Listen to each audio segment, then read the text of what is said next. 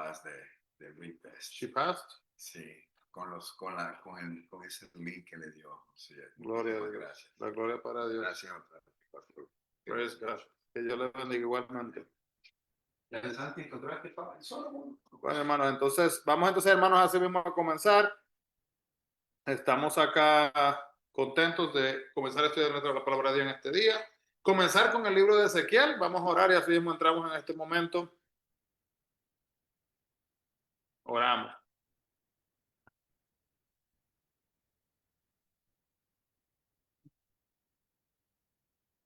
Would you do the prayers? Está bien.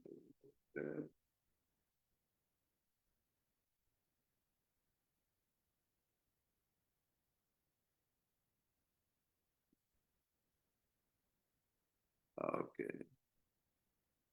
Ok, ya estamos. Así que vamos a orar.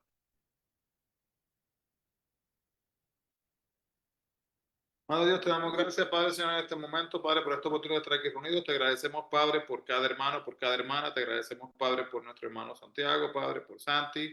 Gracias por nuestra hermana Maribel, Padre, por Hyper, Señor, por nuestra hermana Mavis, nuestra hermana Clara, Señor, Padre, por Mayra, por Alejandra, Señor, por todos aquellos que se conectan. Pedimos, Padre, también por nuestro hermano Richard, Señor, que está conectado. Te pedimos que tú continúes tocando, obrando en cada una de las vidas, Señor, que se une con nosotros. Padre, que hables a nuestras vidas a través de este estudio. Señor, toca nuestros corazones, danos entendimiento, Padre, y que tu palabra, Señor, sea de edificación en nuestras vidas. Nuestras vidas están en tus manos, Señor, te adoramos y te damos toda gloria y toda honra. En el nombre de Jesús lo pedimos todo, mi Dios. Amén y amén. Así que Dios les bendiga, que tengan un tiempo bendecido. Entonces,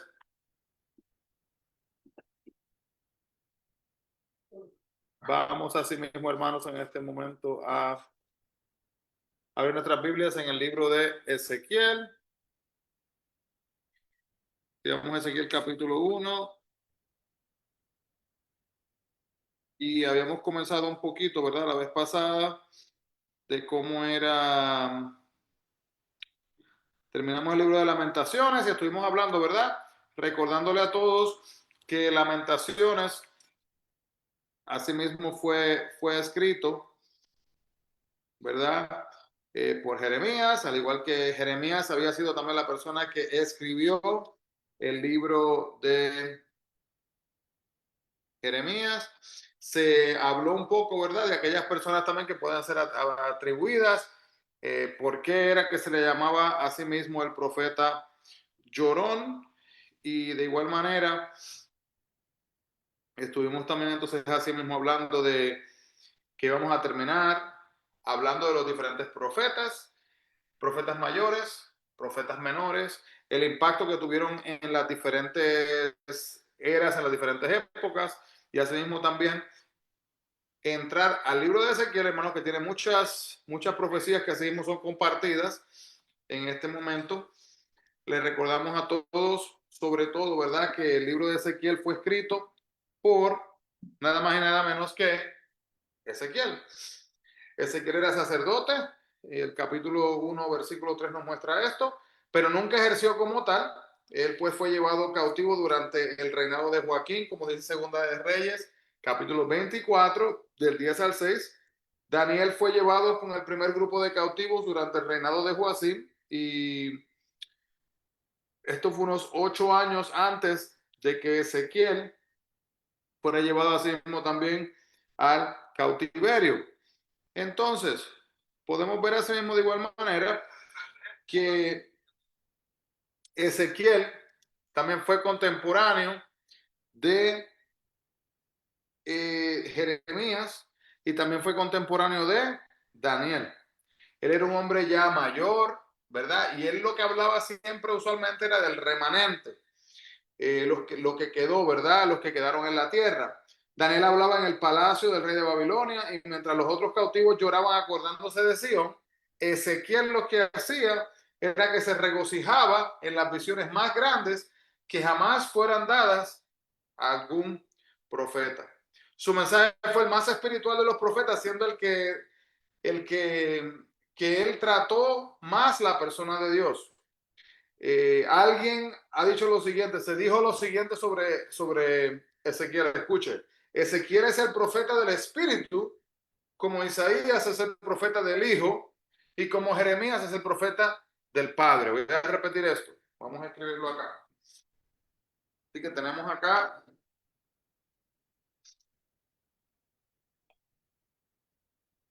Ezequiel,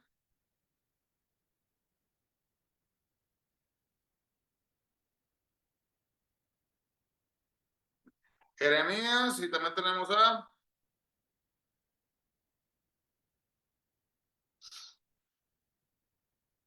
Así que tenemos que Ezequiel es el profeta del Espíritu.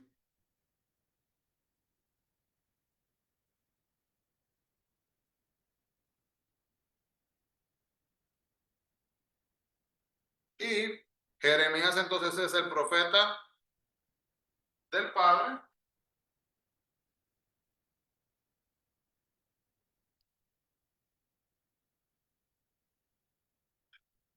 Y tenemos entonces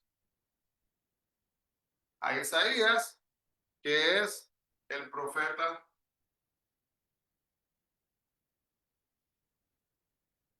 del Hijo. Y si usted no entiende, pero ¿y qué es todo eso que estamos hablando? ¿A qué se refiere? Si miramos entonces, hermanos, la manera en que se desglosa el libro, de estos tres libros diferentes, vamos entonces a poder ver el enfoque y el énfasis de qué se está hablando. Podemos ver que en Ezequiel su mensaje se enfoca, ¿verdad? Es, como dijimos, en uno de los más espirituales. Durante los primeros años de cautiverio, los falsos profetas dijeron que el pueblo podía regresar a Jerusalén y que la ciudad no sería destruida. Pero no fue hasta la última deportación durante el reinado de Sedequías que la ciudad asimismo fue destruida. Ezequiel confirmó este mensaje y amonestó al pueblo que debía devolverse a Dios antes de que pudieran regresar a Jerusalén. Ezequiel empezó su ministerio 5 años después de su cautiverio, cuando tenía unos 30 años. Ahora, ¿cuál fue el método que utilizó Ezequiel para así poder, ¿verdad?, comunicarse de la mejor manera? Él hablaba en los días más oscuros de la nación. Separaba el fondo del valle, literalmente de la oscuridad, en un rincón y tenía que enfrentarse con la esperanza falsa que había sido dada por los falsos profetas, ya que los falsos profetas hablaban y le decían mensajes a la nación que no eran bíblicos, que no eran espirituales, que no eran divinos, que no eran revelaciones, sino, hermanos, que lo que hacía era esto, le hablaban prácticamente lo que los oídos querían escuchar. Eso a veces lo vemos hoy día en la misma manera en que vivimos nuestras vidas, ¿verdad? Vivimos nuestras vidas y es como decirlo de esta manera, hermanos. Imagínense que yo vaya donde un borracho, yo le voy a preguntar al borracho si yo debo de tomar. Dice, bueno, no tiene que dejar de tomar porque es una persona que está acostumbrada a ¿verdad?, lo que es el vicio del alcohol.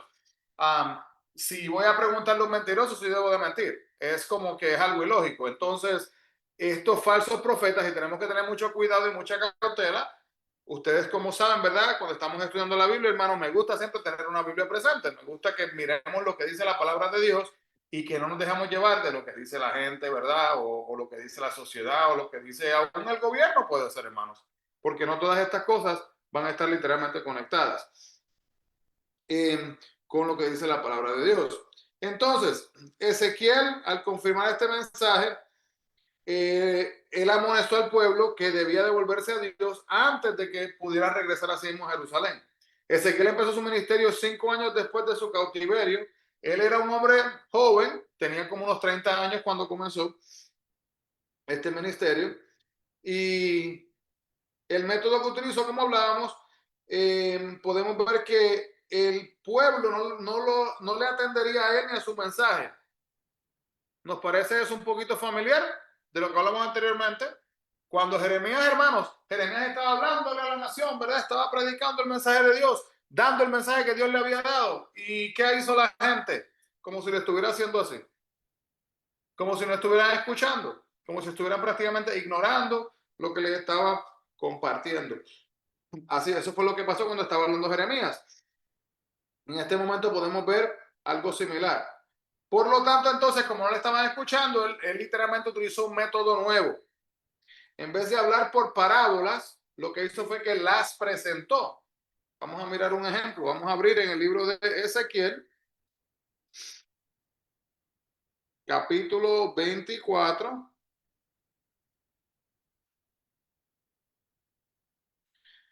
Versículo 24. Si lo tiene, por favor, y lo puede leer conmigo.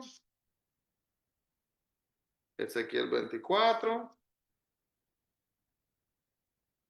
capítulo 24, versículo 24, donde dice así: Ezequiel pues os será por señal, según todas las cosas que él hizo, haréis. Cuando esto ocurra, entonces sabréis que yo soy Jehová, el Señor. Entonces, aquí viene entonces cuando presenta el mensaje. En nuestros tiempos, ha habido en nuestros tiempos, ¿verdad? Se han sentado por muchas horas sobre el asta de la bandera y los que han caminado muchos kilómetros para llamar la atención del público. Prácticamente, hermano, este tipo de cosas, ¿verdad? Fue el método de Ezequiel y es indicativo en los tiempos de decadencia. Hay personas, ¿verdad?, que utilizan estrategias para llamar la atención. Hay personas que quieren hacer una protesta y para hacer su protesta dicen: yo no voy a comer a menos que se arregle este problema, y se van en ayunas. Personas que dicen: yo voy a dormir acá en la tierra, voy a dormir aquí afuera, no me voy a bañar, no voy a hacer absolutamente nada, a menos que pase esto y eso, porque están buscando el cambio. Y literalmente lo que hizo Ezequiel fue tratar de utilizar un método diferente para poder alcanzar a la gente. El significado del libro de Ezequiel es: él es el profeta de la gloria de Dios. 3 profetas de Israel hablaron cuando estaban fuera de la tierra, y son Ezequiel, Daniel y también Juan. Cada uno ha escrito un apocalipsis. ¿A qué se refiere que cada uno ha escrito un apocalipsis? Aunque hacían uso de un lenguaje muy simbólico, veían la luz más brillante, tenían la esperanza más grande. Así que cuando se habla de que han escrito un apocalipsis, se está hablando de que estos libros tenían profecías. Y nos acordamos todos que son profecías, eventos venideros. Recordemos también, hermanos, que también una profecía puede tener un doble cumplimiento, ¿verdad? Se cumple en el tiempo donde se está, en la era o el momento, ¿verdad?, que se comparte en el tiempo divino de Dios, pero algunas veces algunas de estas profecías tenían también doble cumplimiento, esperando, hablando de lo que es el porvenir, de lo que se habla en el Apocalipsis también, que es los tiempos finales cuando Cristo regrese. Entonces Ezequiel vio la gloria de Dios, la gloria de Jehová, irse del templo de Salomón, y vio el regreso de la gloria que Jehová, la gloria de Jehová que fue proyectada al futuro durante el reino. Hermanos, esta palabra, si usted no la sabe,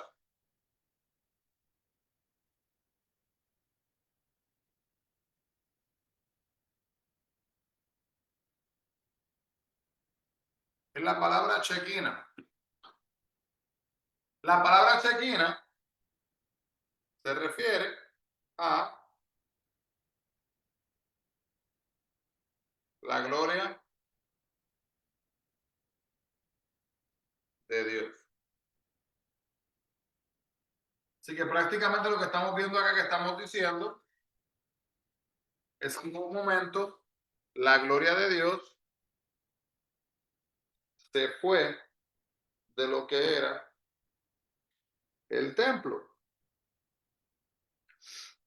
Entonces, el templo de Salomón. Entonces, luego lo que él hace es que él ve el regreso de la gloria de Jehová, que fue proyectada entonces hacia el futuro reino. Entonces, en otras palabras, se va a la gloria de Dios, pero al ver una profecía del futuro, ve que la gloria de Dios viene y mora en el reino futuro. El significado de Ezequiel se ve en la gloria venidera durante el reino. Podemos ver que Ezequiel miró más allá de los sufrimientos de Cristo a las glorias que vendrían así mismo tras ellos. Y buscamos, hermanos, en el libro de Primera de Pedro, si tiene su Biblia y quiere buscar conmigo, Primera de Pedro, capítulo 1, versículo 11, miremos lo que dice. Vamos a comenzar desde el versículo 10. Primera de Pedro, capítulo 1, versículo 10 hasta el versículo 11, dice así. Los profetas que profetizaron de la gracia destinada a vosotros, inquirieron y diligentemente indagaron acerca de esta salvación, escudriñando qué persona y qué tiempo indicaba el Espíritu de Cristo que estaba en ellos, el cual anunciaba de antemano los sufrimientos de Cristo y las glorias que vendrían tras ellos. Así que, hermanos, ¿verdad? Hablaban del porvenir, de lo que iba a venir en el futuro. Entonces, los capítulos 1 al 7 del libro de Ezequiel, en este bosquejo podemos ver que estos primeros 7 capítulos se enfocan en la gloria de Jehová cuando se le entrega la comisión a sí mismo al profeta. El capítulo 1 se enfoca en la manifestación de la gloria, el capítulo 2 en el llamamiento del profeta e investidura con poder para el oficio, ¿verdad? Porque tenemos que entender, hermanos, que cuando se llamaba, ¿verdad?, alguien para el servicio del Señor, como vemos así mismo hoy día, que pasa muchas veces en las iglesias o cuando se presenta un pastor o se va a ordenar a un pastor o a una pastora, ¿verdad? Se le echa aceite, se unge a la persona con el aceite y esto lo que está haciendo es como un repartimiento simbólico, físico, del repartimiento espiritual, divino, celestial, sobre la vida, ¿verdad? Ese aceite que representa sobre la vida, que queda prácticamente cubierta con una investidura de poder para el oficio del siervo del Señor.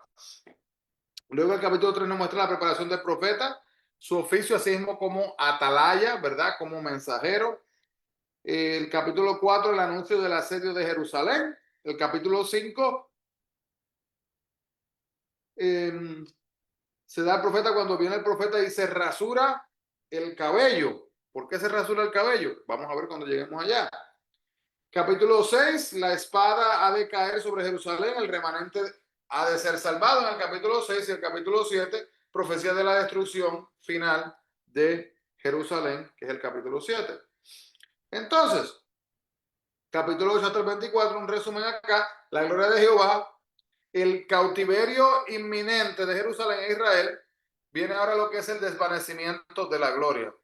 Yo le pregunto, usted imagínese, déjeme le pregunto, Maribel, imagínese ahora mismo, nuestro hermano Stan y nuestro hermano Richard, si quieren comentar ahí también en Facebook o compartir. Imagínese usted, hermanos, que yo ahora mismo fuera Maribel y en su vida yo sacara a Dios. ¿Cómo sería su vida, Richard? Si yo voy a su vida y yo vengo ahí, saco a Dios. Tal vez si voy y saco a Dios. ¿Cómo sería su vida, hermano? ¿Cómo sería mi vida? Y que usted busque, pero Dios no está. ¿Dónde está Dios? ¿Dónde está Dios? Hermanos, fue bastante similar a lo que pasó aquí en estos capítulos, el capítulo 8 del 24, donde podemos ver el desvanecimiento de la gloria. ¿A qué estoy refiriéndome? Vemos acá que tenemos entonces, miremoslo quizás, si esto nos ayuda a poder ilustrar un poquito mejor. Imagínense un edificio. Este edificio representa, vamos a decir, la iglesia. Tiene, ¿verdad?, la puerta. Y entonces vamos a decir que la iglesia de arriba tiene la cruz. Vamos a decir que esa cruz representa la gloria de Dios. Entonces, de repente, se queda la iglesia, el templo, el edificio, se queda sin la gloria de Dios. ¿Qué termina siendo? Prácticamente un edificio vacío. No es, hermano, el hecho de que el edificio tenga poder, ¿verdad? Pero hablando de lo que, el uso que se le da al edificio. Ahora imagínese su vida, si sacáramos a Dios, qué gran problema. Y eso es lo que estamos viendo aquí, cuando desvanece la gloria del templo, de Jerusalén, del pueblo de Jerusalén. Capítulo 8 viene la visión de la gloria, la profanación del templo por idolatría y explica el por qué Dios la destruirá. Entonces, hermano, quiero tomar rapidito un momento para hacer un recordatorio a todos ya que esto pasa mucho en la vida del cristiano, cuando hablamos de lo que es la idolatría.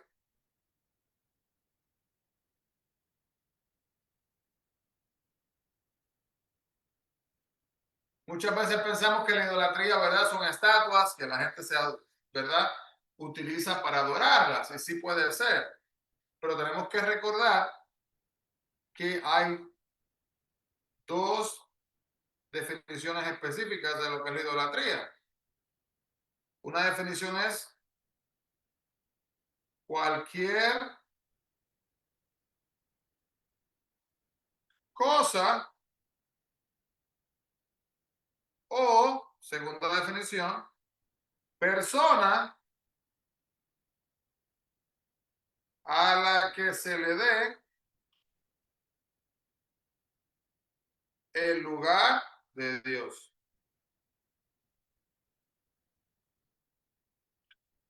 Y usted quizás dice, pero ¿por qué usted está escribiendo eso? ¿No puedo decir y ya acabó todo? No, hermano. No solo decirlo, pero quiero que meditemos en esto. Esto es súper importante. Este es el pecado y la desobediencia que vemos alrededor, hermano. Vamos por el libro de Ezequiel, todo el principio de la Biblia. Miren hasta acá. Tenemos Ezequiel que ya está hasta acá. Mire, hermanos, hemos estudiado todo esto desde Génesis hasta aquí, hasta este momento. En este año y medio, ya casi terminando el segundo año. Y en todo esto, hermano, que está aquí, son los mismos dos pecados: desobediencia y idolatría. Usted y yo no podemos cegarnos, y pretender que ese pecado no se aplica a nosotros, porque nosotros no estamos postrándonos frente a una estatua, porque no estamos haciendo un sacrificio, ¿verdad?, de un animal para un Dios falso. Pero, hermano, tenemos que tener mucha cautela, porque en nuestras vidas,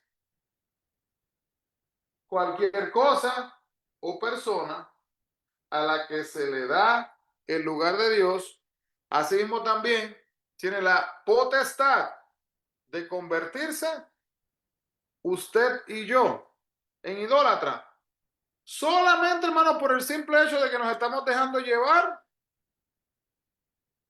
de esta cosa o de esta persona como si tuviera más importancia que Dios. Ojo con eso. Tengamos mucha cautela y nunca permitamos, hermanos, que nada ni nadie tome el lugar que le corresponde a Dios. El pueblo de Dios lo hizo por mucho tiempo. Usted y yo lo podemos hacer, entre comillas, sin querer, queriendo. ¿Y cómo hacemos esto? Abriéndole la puerta al enfocarnos en esta cosa. Abriéndole la puerta al enfocarnos en esta persona. Puede ser el dinero, puede ser un pasatiempo, puede ser el deporte. No tiene nada de malo un pasatiempo, no tiene nada de malo un deporte. Pero qué cosa, hermanos, el saber que nosotros podemos distraernos de tal manera que podemos alejarnos de Dios. ¿Y qué pasa? Que cuando sucede esto, la chequina, la gloria de Jehová se aparta de nosotros, porque nosotros la estamos echando a un lado. Y Jesús se queda así, tocando Dios nuestro corazón, para que nosotros le abramos y asimismo le demos la bienvenida. Entonces, el capítulo número 9 muestra la gloria, que es la chequina, que se prepara entonces en el capítulo 9 para salir, para irse del templo. El capítulo 10, la gloria de la chequina llega al lugar santo y abandona el templo. Capítulo 11, la profecía contra los príncipes malvados de Jerusalén. Capítulo 12, Ezequiel representa la destrucción de Jerusalén. El 13, la profecía contra los falsos profetas y contra las falsas profetizas, ya que, hermanos, habían hombres predicando el mensaje erróneo y también mujeres predicando el mensaje erróneo de igual manera. El capítulo 14, profecía contra la idolatría de los ancianos, la inevitable destrucción de Jerusalén. El capítulo 15 también habla sobre lo que es la parábola de la vid. El 16, Jerusalén se asemeja a una nena abandonada que es adoptada por Dios. El capítulo 16. Y el capítulo 17 vemos aquí un enigma, ¿verdad? Que es presentado sobre dos águilas. El capítulo 18 nos muestra el hecho de que la paga del pecado es muerte. El 19 nos muestra también que elegía de Jehová sobre los príncipes de Israel, él era el que lo hacía. El 20 nos muestra un resumen de los pecados de la nación, juicio, y también nos muestra, hermanos, que lo vemos en los otros libros que hemos estado estudiando, esperanza futura, ¿verdad? Esperanza de lo venidero. El capítulo 21 tenemos el rey de Babilonia, que ha de quitar al último rey de la línea davídica hasta que el Mesías venga, como dice el capítulo 21. El capítulo 22 nos muestra resumen de los crímenes de Jerusalén. Tenemos la parábola de dos hermanas que representan, ¿verdad?, lo que sería Samaria y a Jerusalén. Así que una cosita que tenemos que recordar, que dije al principio, es que vamos a ver mucho simbolismo en este libro, y cuando usted esté mirando el libro, tiene entonces que poder mirar un poquito más allá en cuanto a esto. El capítulo 24 habla de la parábola de la olla hirviente. Esa olla hirviente tiene un significado, un simbolismo. Capítulo 25 al 32 es la tercera sección, que es la gloria de Jehová. Y ahí es cuando llega entonces lo que es el juicio de las naciones. ¿Qué naciones? Capítulo 25 es contra Amón, Moab, Edom y contra los filisteos. Capítulo 26 hasta el capítulo 28 en contra de Tiro. Y el capítulo 29 hasta el 32 es en contra de Egipto. Y los últimos capítulos del 33 hasta el 48 es el momento cuando la gloria de Jehová y el reino venidero son presentados nuevamente. Y aquí está en estos capítulos el 33 y el 34 lo que es la comisión nueva que recibe el profeta. El 35 y el 36 vemos lo que es la restauración de Israel. El 37 lo que es la resurrección de Israel. 38 y 39 lo que es el repudio de Gog y Magog. ¿Y quién es Gog? ¿Quién es Magog? Estaremos discutiendo cuando lleguemos a esos capítulos. El templo es reedificado en el capítulo 40 hasta el 42 y el regreso de la gloria de Jehová, que hablamos del capítulo 43 hasta el capítulo 48.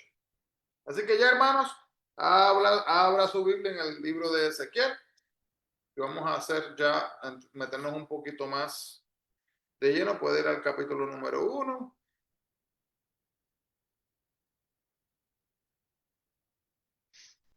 Y de ahí entonces vamos a comenzar. Así que el capítulo 1, como dije anteriormente, es la manifestación de la gloria. Vemos entonces en el capítulo 1, puede ser versículo 1, vamos a leerlo y luego vamos a hacer una comparación con el Salmo 137, versículo 1. Dice Ezequiel 1:1, dice así: aconteció en el año 30, en el mes cuarto, a los 5 días del mes, que estando yo en medio de los cautivos, junto al río Quebar, los cielos se abrieron y vi visiones de Dios. Ahora, ¿qué dice el Salmo 137?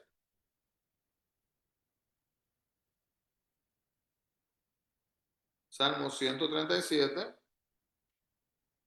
versículo 1, dice así: junto a los ríos de Babilonia, allí nos sentábamos y aún llorábamos, acordándonos de Sión. ¿Recuerdan todos, hermanos, Sión?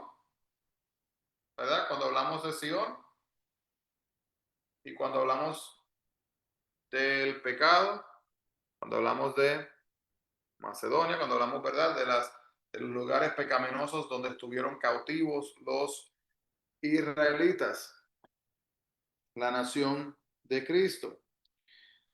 Podemos ver, hermanos, entonces aquí que hay un contraste entre estos dos citas que hemos leído, el versículo 1 y el versículo 137:1, cuando acá muestra que aquí nos sentábamos y aún llorábamos. un proceso todavía de tristeza, de dolor. El versículo 3 hasta el 28 del capítulo 1 nos muestra que Ezequiel tenía la visión más profunda de la gloria de Dios. Si alguien le pregunta que si la visión es clara, yo confieso su oscuridad y que casi no la entiendo. Eso es lo que dijo Calvino. Así que esta, ¿verdad? Esta profecía, perdón, esta visión, ¿verdad? Que vio tan profundamente,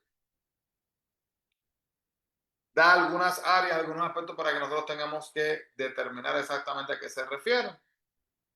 Y tenemos que, hermanos, también que poder entender que hay ciertas cosas que tenemos acceso para entenderlas y hay otras cosas que quizás no vamos a entender 100% en su totalidad, pero al no entenderla 100% en su totalidad, hermano, eso no significa que vaya a causar la salvación de nadie, porque no estamos hablando de temas, ¿verdad?, que tienen que ver con la salvación. Así que mucha cautela con esto, pero mire esto de esta manera. Esto no es una visión de esta edad mecánica, esto no es el avión ni es el proyectil, ni no es una visión de la persona de Dios, pues aquí él no se ve. Es una visión, hermanos, de lo que es la presencia de Dios. Se le conoce la presencia de Dios cuando aparece, se conoce como una teofanía. El Dios de gloria va triunfantemente en su propia carroza, no visto por mortales. Hay algunos rasgos notables, son observables, los cuales se dan entonces aquí en cuanto a estos versículos. Si vemos el versículo 4, el 13 y el 14, vamos a enfocarnos en esos para comenzar a mirar esta parte de esta explicación. El capítulo 1, versículo 4, dice así: y miré, y aquí venía del norte un viento tempestuoso y una gran nube con fuego. Tiene que imaginarse esto, hermano, con un fuego envolvente. Y alrededor de él un resplandor, y en medio del fuego algo que parecía como un bronce refulgente. Vamos al versículo 13, donde dice así: cuanto a la semejanza de los seres vivientes, su aspecto era como de carbones de fuego encendido, como visión de hachones encendidos que andaba entre los seres vivientes, y el fuego resplandecía, y del fuego salían relámpagos. Y el versículo 14: y los seres vivientes corrían y volvían a semejanza de relámpagos. Así que, hermanos, podemos ver aquí que hay una luz relampagueante, más resplandeciente que el mismo sol. Es semejante, hermano, prácticamente como si fuera una explosión atómica. No sé cuántos de ustedes, ¿verdad?, han tenido la oportunidad de poder ver cuando ha habido un eclipse, ¿verdad? ¿Y qué dicen los científicos? Que no se puede ver con los ojos así, ¿verdad?, directamente, porque eso puede afectar. Entonces, ¿cuántos conocen al pintor Van Gogh? Pintor Van Gogh, ¿verdad? Le fascinaba el sol, tenía como una fascinación con la naturaleza. Y hermanos, si usted sabía esto, si no lo sabía, si nosotros desde aquí, desde el planeta Tierra, si nosotros nos quedamos mirando el sol, lo vemos todo el día, hermano, nos va a afectar nuestra visión. Entonces, entender que Dios es fuego consumidor. Como dice ese mismo, vamos a leer en Hechos, capítulo 12, versículo 29, cuando dice así: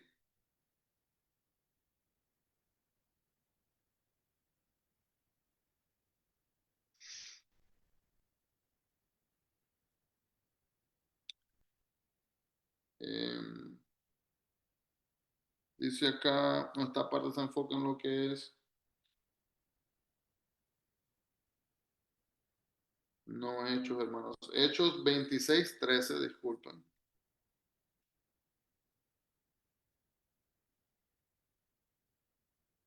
Si alguien lo encuentra primero que yo, me dejan saber. Hechos 26, 13.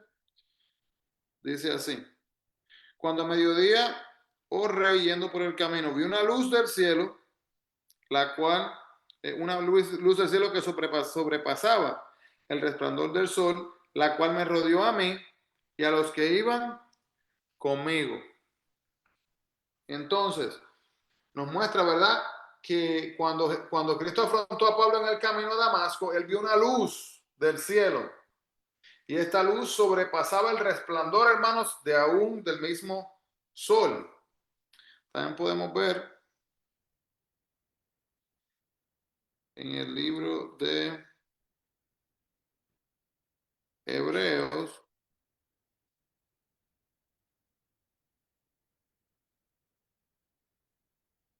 capítulo 12, versículo 29, donde dice: porque nuestro Dios es fuego consumidor. Así que, hermanos, Dios también nos muestra que Él es luz. Miremos lo que dice Primera de Juan. Primera de Juan, capítulo 1, versículo 5, donde dice así: este es el mensaje que hemos oído de Él y os anunciamos. Dios es luz y no hay ningunas tinieblas en Él. Así que, hermanos, Dios nos muestra, ¿verdad? Estamos viendo y estamos solo comenzando el capítulo, hermanos, pero estamos viendo aquí características, ¿verdad?, de quién Dios es. Seguimos entonces en la segunda porción, la gloria de Dios, en el versículo 28. Se muestra en el capítulo 1:28, miremos lo que dice. Ezequiel 1:28 dice: como parece el arco iris que está en las nubes el día que llueve, así era el parecer del resplandor alrededor. Esta fue la visión y la semejanza de la gloria de Dios. Y cuando yo la vi, me postré sobre mi rostro y oí la voz de uno que me amaba, que me hablaba, perdón.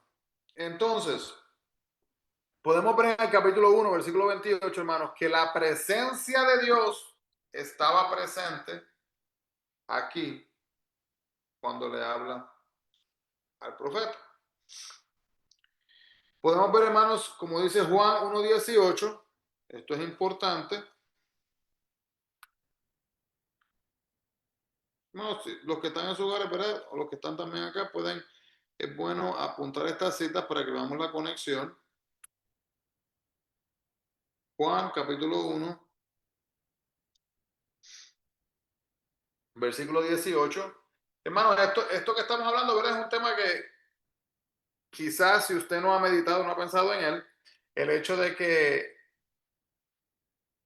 hay muchos detalles que vamos a estar viendo que nos van a expresar, ¿verdad?, información sobre lo que es la gloria de Dios, sobre quién es Dios, sobre cómo es Dios. Y muestra aquí, ¿verdad?, en el capítulo 1, versículo 18, cuando dice así: a Dios nadie le vio jamás. El unigénito Hijo que está en el cielo, que está en el seno del Padre, perdón, es el que le ha dado a conocer. Esto nos lo dice Juan capítulo 1, versículo 18. Ezequiel vio más que lo que vieron Moisés, David, Isaías y Daniel. Así que, hermanos, quizás conocemos, ¿verdad? Conocemos a Moisés, a David, conocemos muchas de estas personas, ¿verdad?, que Dios las usó, les ministró. Pero, hermano, hay que entender, ¿verdad?, que él pudo en estas visiones ver más de lo que ellos mismos pudieron experimentar. Luego vemos que en el versículo 5 hasta el 12 y del 15 al 25 hay una visión de los querubines, estos seres vivientes que se asemejan a la descripción de los querubines. El capítulo, vamos a leer versículo 5.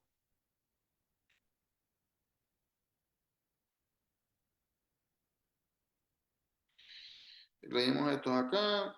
Y usted dice, pero ¿y qué son los querubines, hermano? Mire, mientras estamos estudiando, le voy a decir desde ahora que nos vamos a tardar un poquito en este libro, pero es importante que usted abra su Biblia y que lea. va a permitir haciendo esto que su imaginación tome un poquito de vuelo y que bajo la interpretación, bajo el entendimiento, la sabiduría que Dios le dé, que usted puede imaginarse, ¿verdad? Algunas de estas cosas, imaginémonos aquí un poquito lo que dice el versículo aquí, comenzando desde el 4 hasta el 12, dice así. Y esto ya se lo había leído, ¿verdad? La parte de como bronce refulgente, así que vamos a comenzar desde 5 y dice, y en medio de ella la figura de 4 seres vivientes. Y esta era su apariencia. Así que ahora imagínense, hermanos, es verdad, estos 4 seres vivientes. Había en ellos semejanza de hombre. Cuando uno tenía, presta atención, 4 caras y 4 alas. Cada una tenía 4 caras y 4 alas. Maribel, Jaime, en algún momento ustedes han visto un animal que tenga 4 caras y 4 alas. Versículo 7, porque este es el comienzo nada más, hermanos. Y los pies de ellos eran derechos, y la planta de sus pies como planta de pie de becerro. Así que tienen que imaginarse, hermanos, la clase de criatura que se está hablando. Y ahora imaginarse que lo que se pensarían que serían los pies, ¿verdad? No son pies que uno lo asociaría con esa criatura que se está viendo.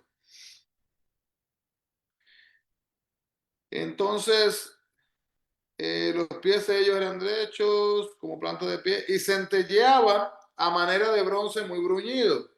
Debajo de sus alas, a sus 4 lados, tenían manos de hombre, y sus caras y sus alas por los 4 lados. Con las alas se juntaban el uno al otro, no se volvían cuando andaban, sino que cada uno caminaba derecho hacia adelante. Y el aspecto de sus caras era cara de hombre y cara de león al lado derecho. Al lado derecho de los 4 y cara de buey a la izquierda en los 4. Asimismo, había en los 4 cara de águila.